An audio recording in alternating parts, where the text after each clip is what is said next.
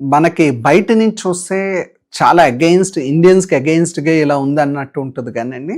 అది కొత్తగా వచ్చే వాళ్ళకి డెఫినెట్‌గా కష్టమైన పరిస్థితే. ఇప్పుడు స్టూడెంట్స్ లాస్ట్ ఇయర్‌తో కంపేర్ చేస్తే ఈ ఇయర్ మాస్టర్స్ చేస్తానికి యూఎస్ వస్తానికి 60% మంది తగ్గిపోయారు. లాస్ట్ ఇయర్ 100 మంది వస్తే ఈ ఇయర్ 40 మందే వచ్చారు.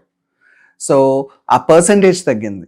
అండ్ ఇంకోటి హెచ్-1బీ ఇవన్నీ ఇప్పుడు మేము హెచ్-1బీ చేస్తాం. ఎవ్రీ ఇయర్ మాతో పాటు కొన్ని వేల కంపెనీస్ ఉన్నాయి. వీళ్ళందరూ చేస్తారు. కానీ ఇప్పుడున్న న్యూ రూల్స్ ప్రకారం మేమందరం ఒక అసోసియేషన్‌గా ఫార్మ్ అయ్యి కలిసికట్టుగా మేము మాట్లాడుకుని ఏమన్నామంటే ప్రస్తుతానికైతే హోల్డ్ చేద్దాం. దీని మీద క్లారిటీ వచ్చే వరకు ఇండియా నుంచి ఎవరిని తీసుకురాకూడదు.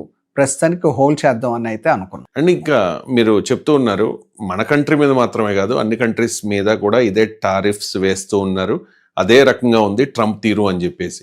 అండ్ ఇక్కడ మనకి నచ్చింది బహుశా మీకు కూడా నచ్చి ఉండదు. అక్కడ అమెరికాలో మీరున్నా కూడా పహల్గాం దాడి జరిగిన తర్వాత మన వాళ్ళు అంతమంది చనిపోయిన తర్వాత చాలా దారుణంగా హిందువా ముస్లిమా అని చెప్పి అడిగిన తర్వాత అంటే ఆ టైంలో మీరు కూడా ఖచ్చితంగా ఫాలో అయ్యి ఉంటారు. మీరంతా మీ కంపెనీస్ ఈ వర్క్ బిజీలో ఉన్నా కూడా అంటే ఆ తర్వాత